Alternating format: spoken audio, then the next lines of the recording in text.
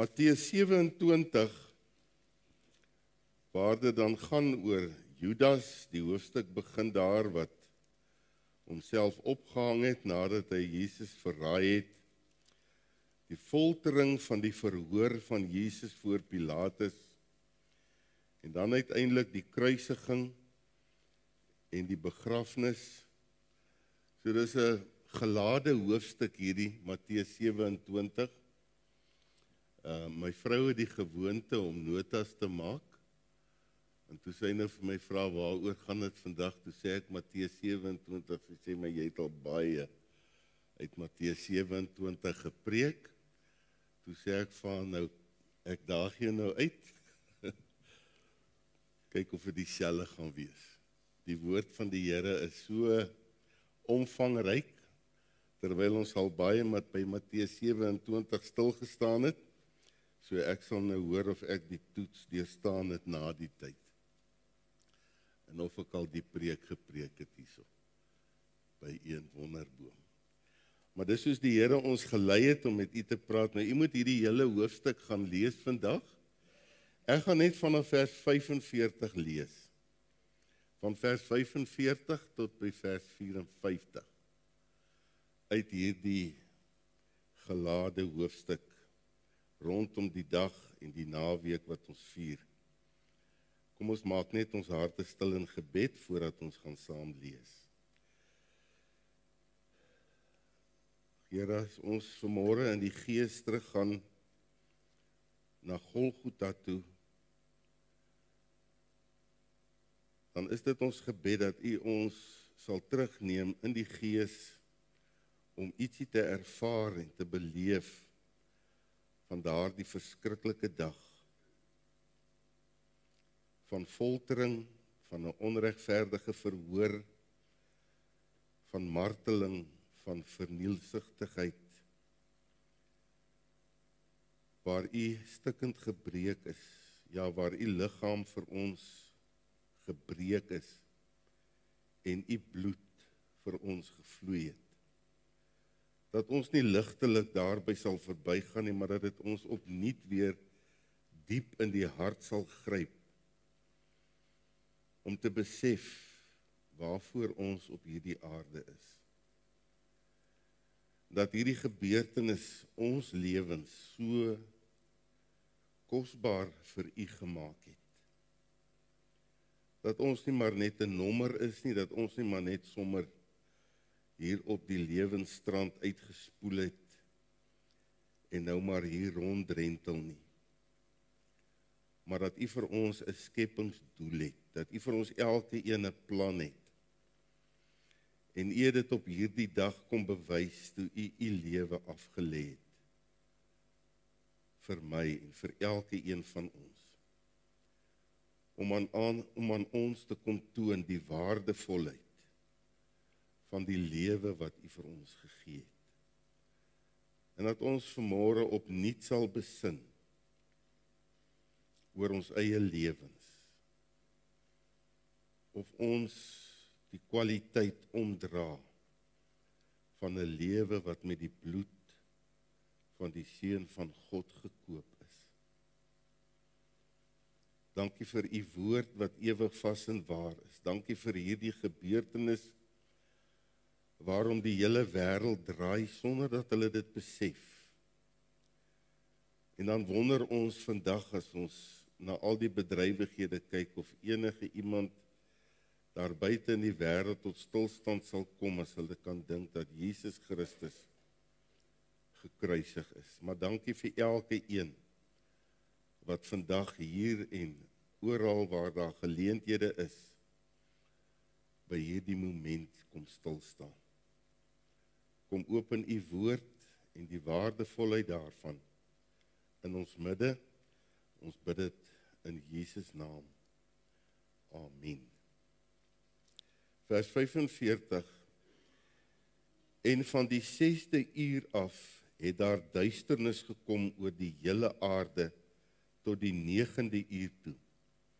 En omtrent die 9de uur het Jesus met 'n groot stem geroep en gesê: Eli, Eli, lama sabachthani. Dit is: my God, my God, waarom het U my verlaat? En sommige van die wat daar staan, hoor dit en sê, hy roep Elia.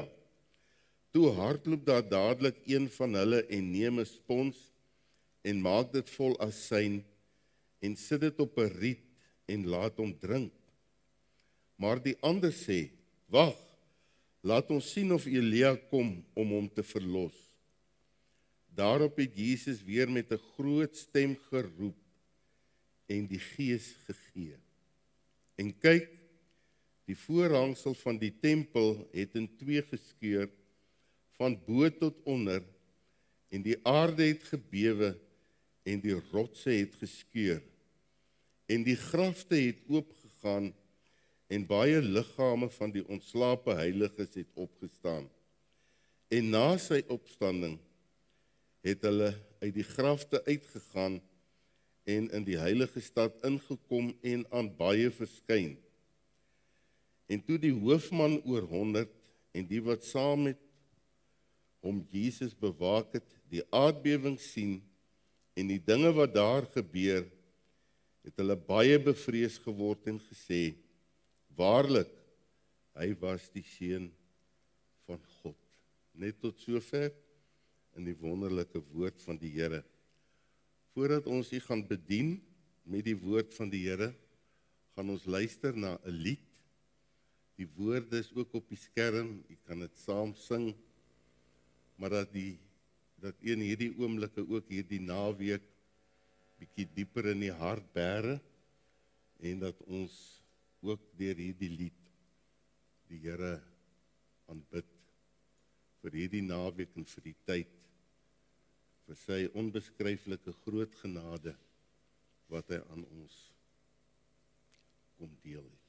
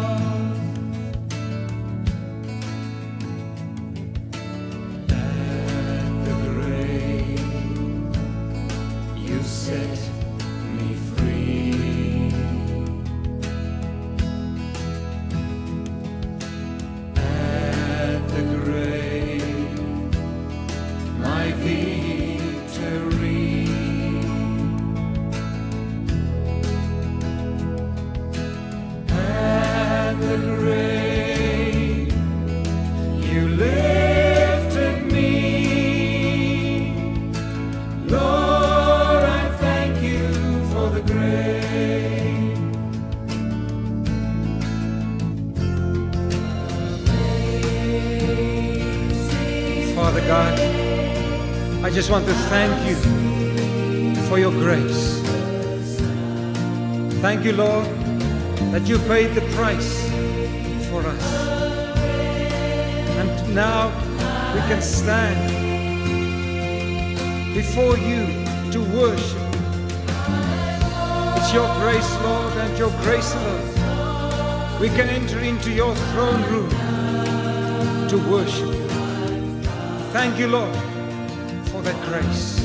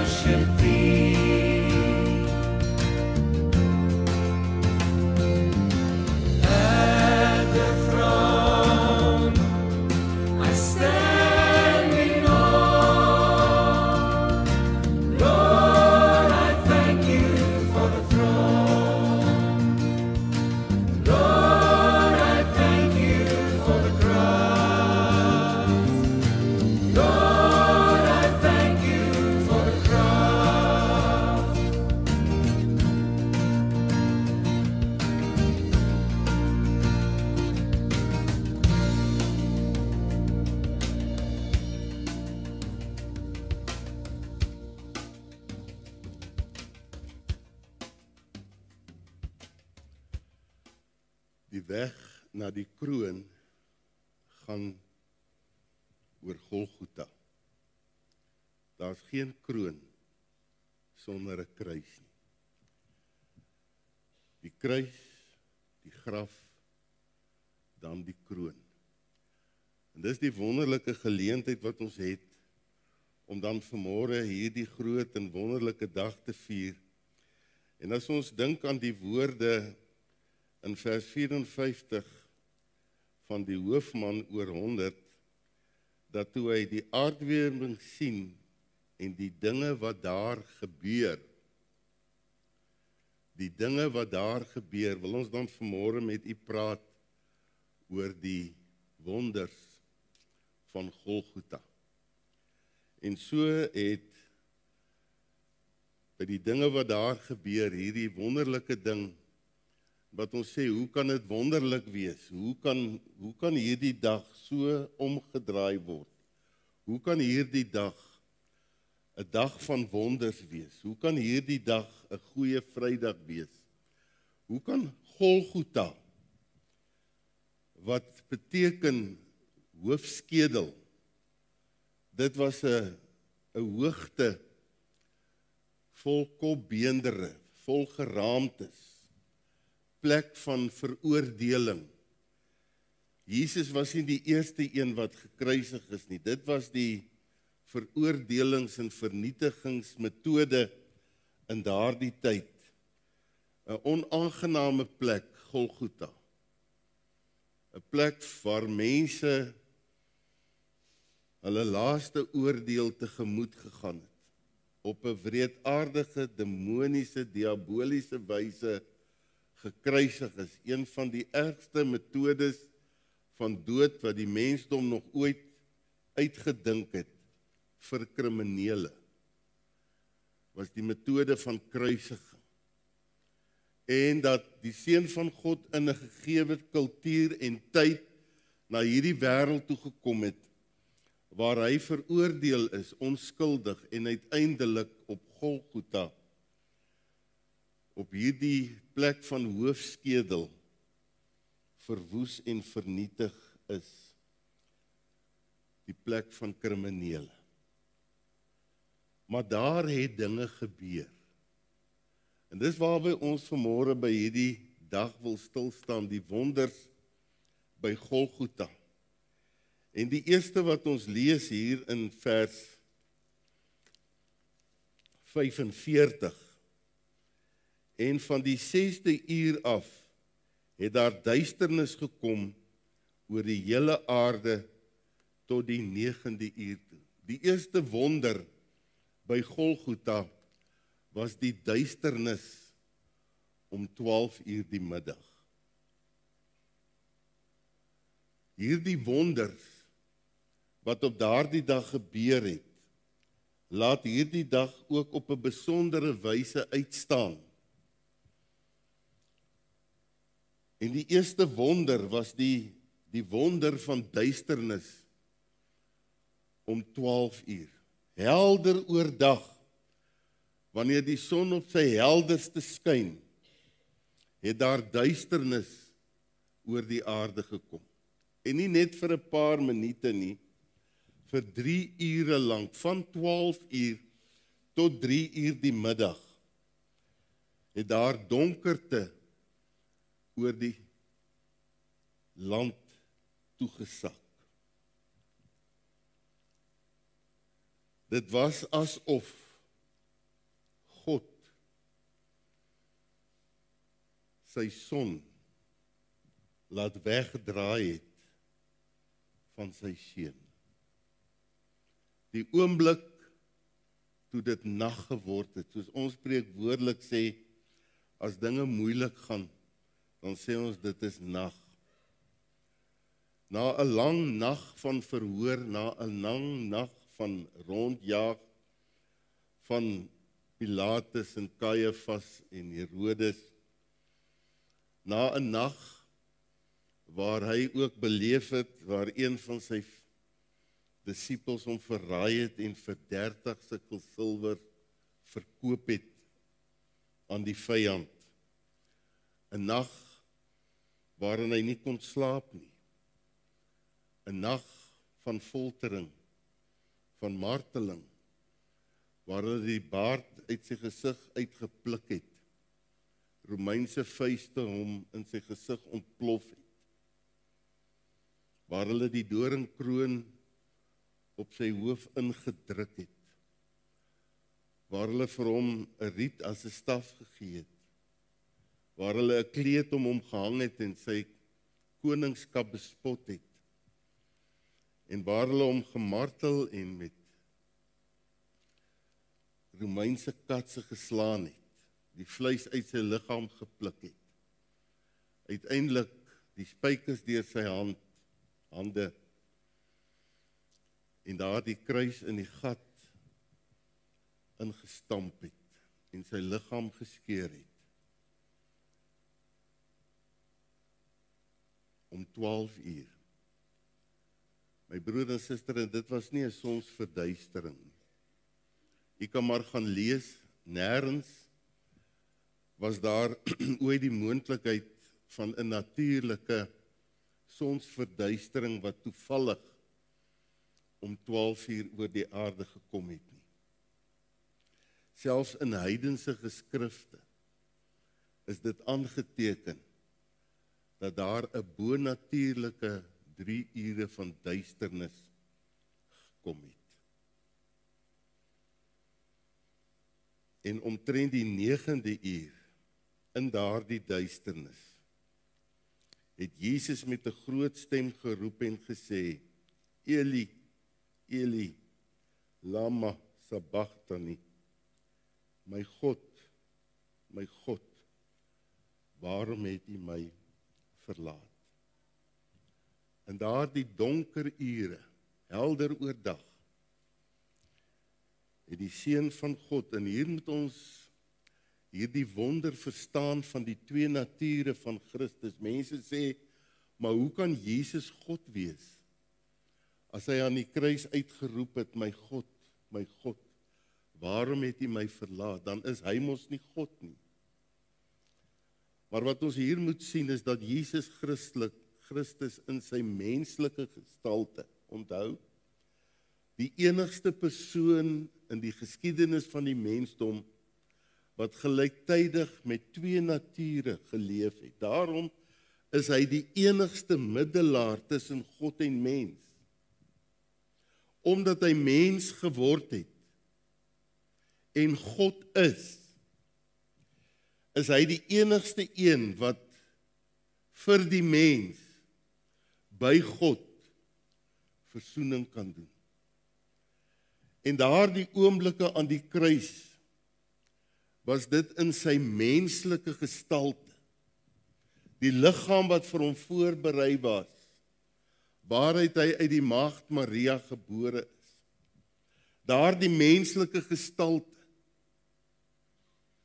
En dis die wonder, dat God dit kom bewys, deur in daardie oomblikke die duisternis oor die aarde te laat kom, dat in daardie donkerte het die Seun van God in sy menslike gestalte uiteindelik gesterwe.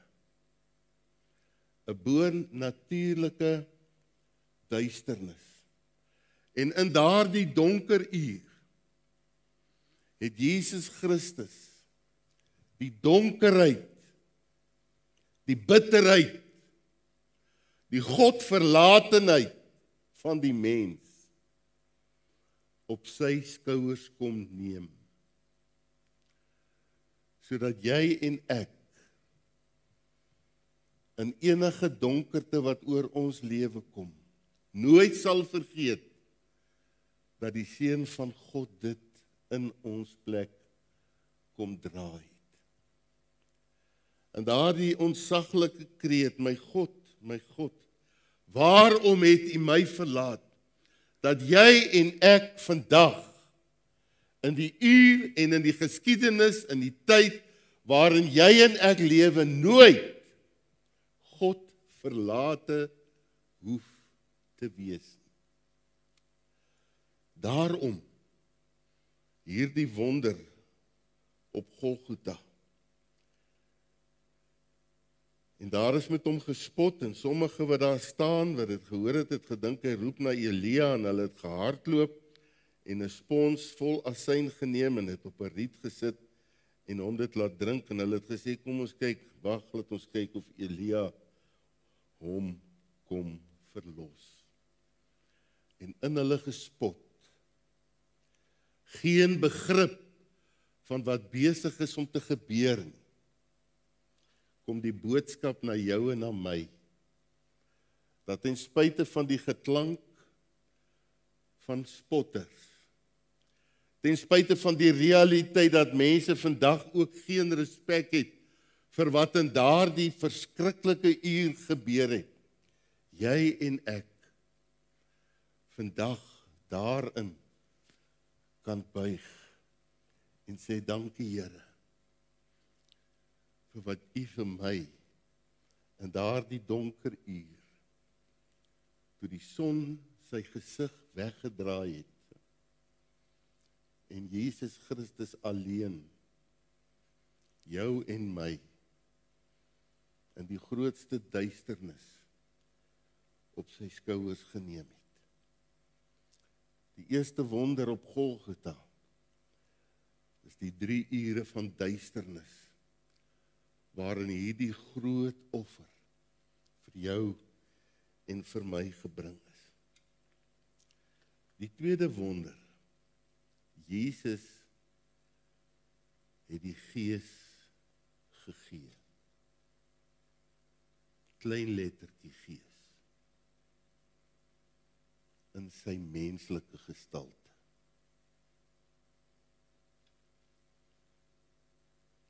Vers 50. Daarop het Jesus weer met 'n groot stem geroep, as dit ware 'n noodkreet, met 'n groot stem uitgeroep en die Gees gegee. As mens, nou net in die uur van grootste verlatenheid, gee hy sy Gees. My broer en suster, dit dui vir ons hier daarop, wat ons in die skrif leer, dat eintlik het hulle hom nie doodgemaak. Hy het gewilliglik sy lewe kom afgee. Hulle het hom eintlik nie vermoor nie. Niemand kan die lewe by hom gevat het nie, want die lewe het sy Vader hom gegee. Hy is God, maar in menslike gestalte het hy sy lewe gegee. Hy het dit gewilliglik afgelê.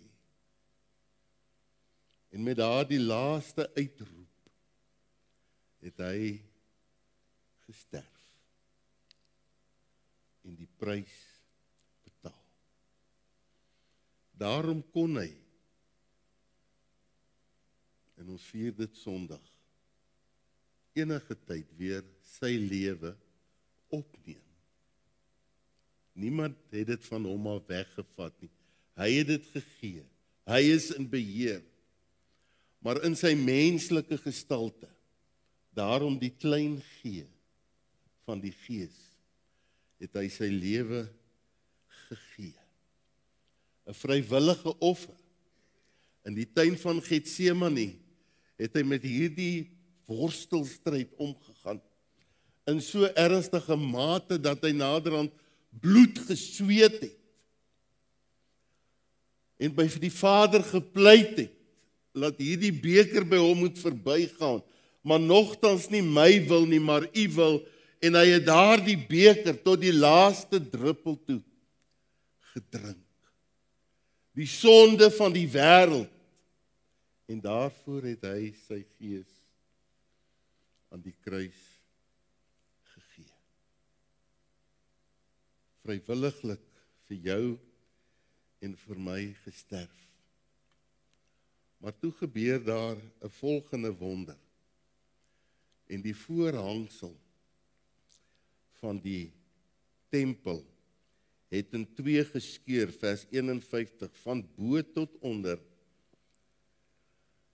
En hierdie geweldige gordyn, die tempel van destyds in die Ou Testament het uit die voorhof, die heilige en die allerheiligste bestaan. Die voorhof was waar die mense by mekaar gekom het, sekere dan in die heilige kon ingaan, en dan eenmal 'n jaar die hoëpriester agter die ystergordyn ingegaan en namens die volk daar vergifnis gedoen. 'n Plek van absolute heiligheid, die allerheiligste. Dit is asof dit vir ons sê, bly weg, jy kom nie hier nie. Dis uitsluitlik net vir 'n ingewyde persoon, en in daardie tyd die hoëpriester, die enigste persoon wat dit volgens die gebruike van die destyds kon waag agter hierdie voorhangsel. Hierdie voorhangsel het die res van die volk en die mense geskei van hierdie diepe plek van ontmoeting met God. Hierdie gordyn wat 18 meter hoog gehang het, 9 meter breed was, 10 sentimeter dik was, wat met 72 bane aan mekaar vasgeweef was menslik onbeweeglik. En toe Jesus die Gees gee, toe gebeur hierdie wonder. Daardie gordyn sonder mense hand skeur, van bo tot onder oop. En Jesus maak die pad vir jou en my oop. Dis asof God sê, nou kan julle almal kom. Almal. In die naam van Jesus Christus. Tot in die allerheiligste. In my teenwoordigheid. En 'n nuwe wêreld breek oop. Jesus maak vir ons op sy bloedspoor, deur sy lewe wat hy aflê, vir ons 'n Nuwe Testamentiese taal die deur oop, tot by hom, tot by die voetbank van die Allerhoogste. Jy hoef nie 'n ingewyde of 'n spesiale persoon te wees nie, maar hy maak dit oop vir elke een om te kom, en daarom sê hy, kom, almal wat vermoeid en belas is, kom na my toe. En daar, by die Seun van God, vir jou en my. Nou kan ons ervaar, om in die naam van Jesus Christus, in die allerheiligste van God, in te beweeg. Direkte toegang tot God, deur die offer, wat Jesus Christus aan die kruis op Golgotha gebring het. Mag hierdie dag en hierdie wonder jou in 'n dieper dimensie in die teenwoordigheid van God inneem om te besef wat dit gekos het. Dat ons dit nie ligtelik moet opvat nie. Dat ons nie hierdie goed as vanselfsprekend moet aanvaar nie. Hierdie genade het 'n duur prys gekos. Dit het die lewe van die Seun van God gekos. Maar om dit te bevestig, het die aarde gebewe en die rotse geskeur.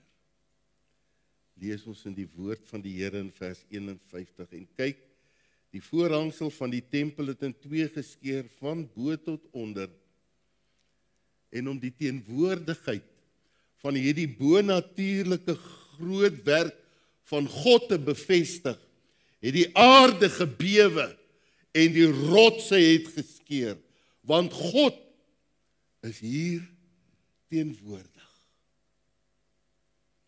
As die almagtige skepper van die hemel en aarde, skud hy die aarde. Maar dit was nie 'n aardbewing, my broer en suster, wat alles ingesluk het, soos die aardbewings wat ons ken.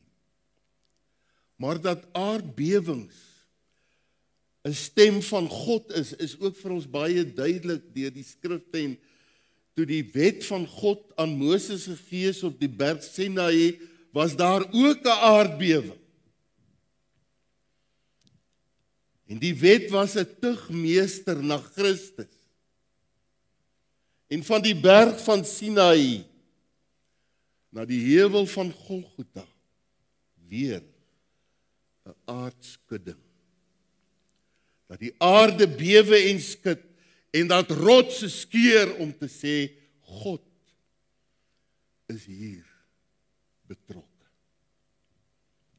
Dit was nie maar net sommer 'n natuurlike verskynsel nie. Dit was 'n bonatuurlike ingryping, 'n aardskudding, nie van wegskeur en ruk en insluk en verwoes nie, maar die aarde letterlik, die skepper, net 'n bietjie die aarde geskit en gebewe het en rotse laat skud het, om te sê, ja, die fisiese en die geestelike kom hier by mekaar. Die skepper van die hemel en die aarde, wat vir die mens kom versoening bring. Die bonatuurlike, die goddelike en die menslike ontmoet mekaar op Golgotha. 'n Aardskudding en rotse wat skud en wat bewe. Maar dan, vers 52, en ons verstaan nie hierdie een so mooi nie. En die grafte het oopgegaan, en baie liggame van die ontslape heiliges het opgestaan.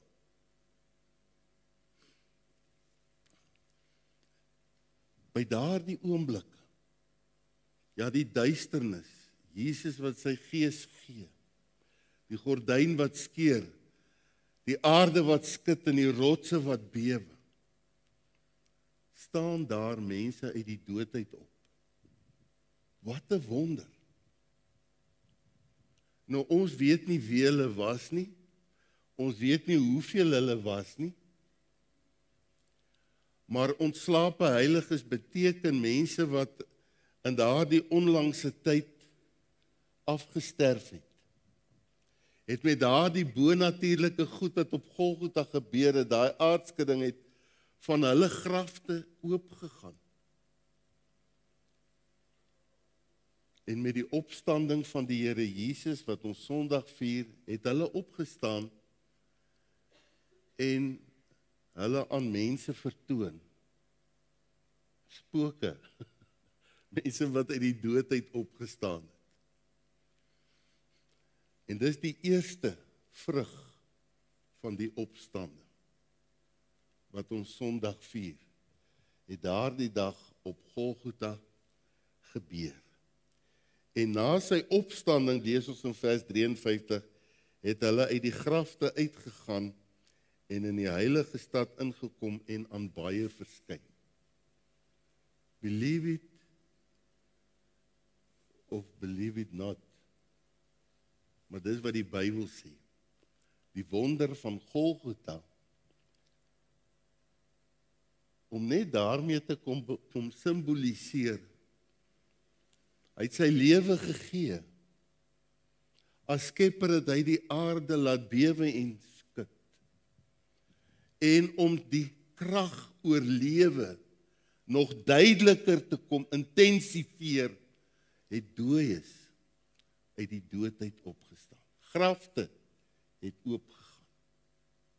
Daaroor 'n bietjie meer Sondag. Die wonder van Golgotha. 'n Kragtige teken, my broer en suster, van Jesus se oorwinning oor die dood. Die dood kan jou na Golgotha nie meer bevrees nie. Die angel van die dood het Jesus Christus uitgepluk. En as bewys daarvan, op daardie dag van sy kruisiging reeds, het grafte oopgegaan. In sy bedieningstyd kon hy ook dan uit hulle so bietjie beginne gewaar maak hiervan, toe hy Lazarus uit die graf uit tot lewe geroep het. Want in hom is lewe. In menslike gestalte het hy sy gees gegee, maar omdat hy God is, het hy heerskappy oor lewe en dood. En sommer daar kom demonstreer God dat lewe is in sy hand. Hy is nie die God van die dooies nie. Hy is die God van die lewendes. En dis die hoop in Christus. Dat jy sal lewe, al het jy ook gesterwe. Daarom treur ons oor ons geliefdes. Maar nie soos hulle wat geen hoop het nie. Want reeds op Golgotha sien ons God se krag oor lewe en dood. Die aarde het gebewe, die rots het geskeur. Die grafte het oopgegaan. Wat 'n wonder. Die wonder van lewe in Christus Jesus. Maar dan die hoogtepunt. Die hoogtepunt van dit alles. Die eerste heiden kom tot bekering. Die wonder van Golgotha is dat die deur van genade van God so wyd oop swaai, dat hy vir die wêreld kan sê, so lief, het ek die wêreld gehad, dat ek my enige gebore seun gegee het, sodat elkeen wat in hom glo, nie verlore sal gaan nie, maar die ewige lewe kan hê.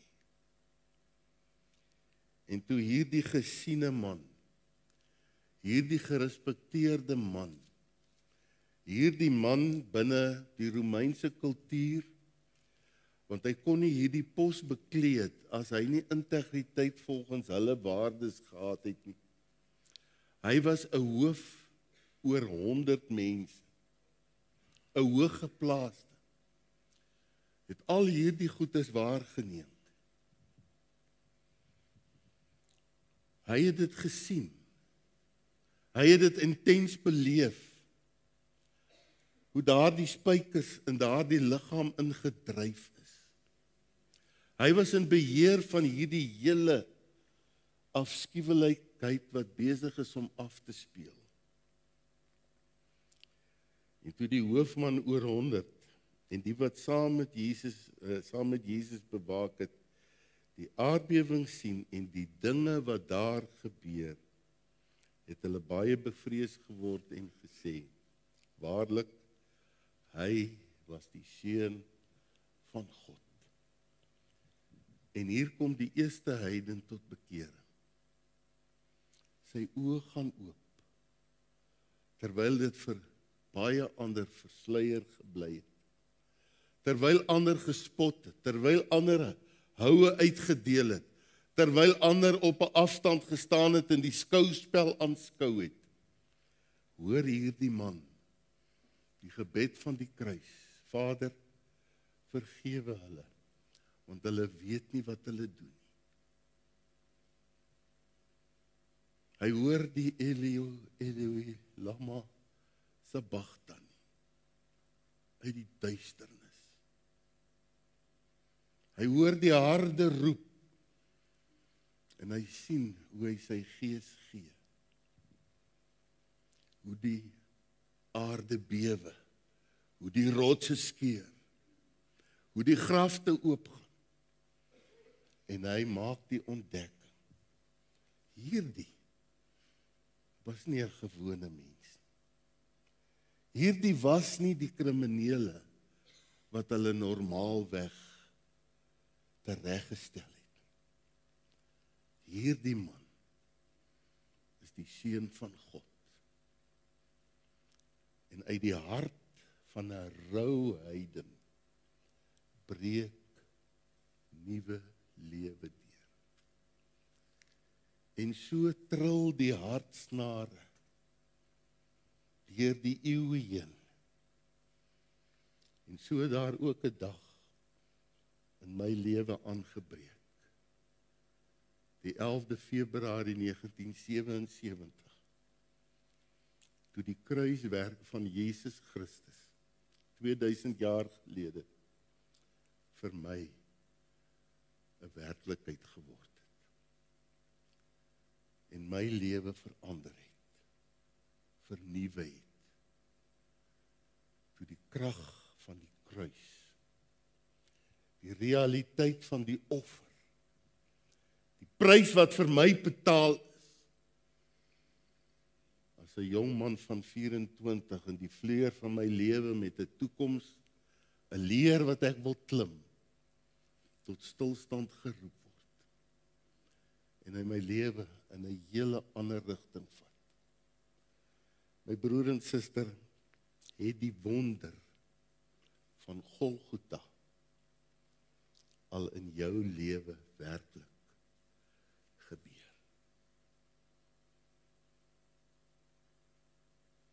Het jy aan die voet van hierdie kruis kom kniel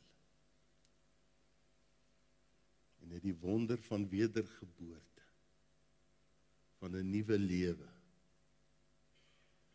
in Jesus Christus 'n realiteit in jou lewe geword. 'n Wonderbaarlike openbaring van Jesus se identiteit in 'n verlore sondaar.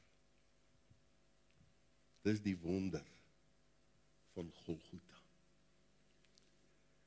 Jesus het die son aangeraak en duisternis het oor die land gekom. Jesus het die Gees gegee en sy lewe vrywillig afgelê. Jesus het die gordyn in die tempel aangeraak en die voorhangsel het geskeur. Jesus het die aarde geraak en dit het gebewe en die rotse het geskeur. Jesus het die grafte aangeraak en dit het oopgegaan. Jesus het die hoofman oor 100 aangeraak en hy getuig. Hy is die seun van God. Wat 'n dag om in herinnering te roep. Het hierdie Jesus al jou duisternis verlig? In hoe mate het jy al jou lewe vrywilliglik alles vir hom gegee? In hoe mate is jy besig om hom in die allerheiligste te aanbid en te dien, jy en God alleen. Hy het vir jou die pad oopgemaak. Jy het eintlik nie 'n predikant nodig nie. Jy het nie 'n ouderling of 'n diaken nodig nie. Jy kan met God ontmoet. in die allerheiligste. Hy het vir jou die gordyn geskeur. Hy sê vanmôre vir jou, hierdie hele skepping is in my hand. Ek kan hom skud wanneer ek wil. Ek kan die rotse skeur soos ek wil en waar ek wil. Want ek is die skepper God. Hierdie hele skepping is in my hand. Moenie vrees. Moet jou nie ook kwel oor die dag van môre nie. Want dit is in my hand. En jy is veilig in my hand. Moenie die dood vrees nie. Ook die dood is in my hand. Jou laaste tree is in my hand. Want daardie tree van die lewe na die dood is 'n tree in die ewigheid met God. Laat jou hart nie ontsteld word nie. Glo in God, glo ook in my. In die huis van my Vader is daar baie wonings. As dit nie so was nie, sou ek dit nie vir julle gesê het nie. Maar ek gaan om vir julle plek te berei. En as ek gegaan en vir julle plek berei, dan kom ek weer na julle toe en ek sal julle neem na waar ek is. Ek is die weg, die waarheid en die lewe. Niemand kom na die Vader behalwe deur my nie. Wat 'n wonder. Wat 'n wonder van Golgotha. En sy genade deur het oopgeswaai en jy en ek kan gaan vertel van die wonder van Golgotha wat in my lewe gebeur het. Net 'n getuienis.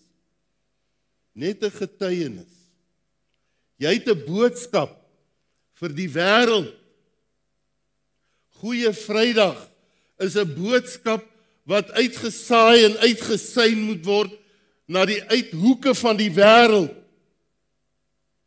Ons het al oor die 2000 jaar die geleentheid om dit te doen. En baie van ons sit nou nog hier en het nog nie 'n woord gerep nie. Mag 2025 se herinnering van Golgotha jou en my uitslinger met 'n getuienis van die wonders van Golgotha. Dit was nie maar net 'n ou gebeurtenis nie. Dit was massief. Dit is groot. Die wêreld moet dit weet. Miljoene mense spoed vanmôre voort in daai duisternis, sonder hoop en sonder God. Wagtende vir jou en vir my om net te kom vertel. Maar ek het niks om te vertel as die wonder wat met hierdie hoofman oor 100 nie ook met jou en met my gebeur het. Mag die Here ons help om die wonder van Golgotha in te adem, te omhels, te koester, maar dat dit ons arms wyd sal oopmaak vir 'n wêreld in sy nood, sonder God en sonder hoop, sonder raad, om die gekruisigde Jesus te ontmoet. Dis die enigste weg, die enigste middelaar tussen God en mens. Dis die nood dat heidene, kerkmense sonder Christus by Golgotha sal uitkom. Amen. Here, baie dankie vir u woord.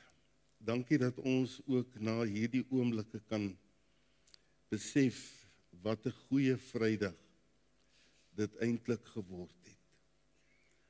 'n Magtige reddingspoging uit die hart van God, uit die hemel, tot in die diepste duisternis van 'n verlore wêreld. Wat 'n skitterende plan van redding.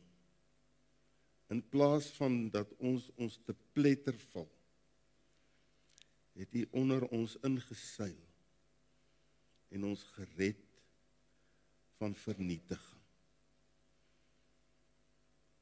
By die kruis kom ons kniel. By die kruis wil ek kom bly. By die kruis wil ek U kom aanbid. En dankie dat ons in U heiligste teenwoordigheid kan inbeweeg. In die naam van Jesus Christus, toegedraai in die kleed van geregtigheid, om U te aanbid as die enigste, die ware God, wat mens geword het, vir ons kom sterf het, neergedaal het na die onderste dele van die aarde, die sleutels van die dood en die doderyk uit die vyand se kloue kom weggeruk het, en opgestaan het. Sondag is op pad. Ons aanbid U, ons eer U in Jesus naam.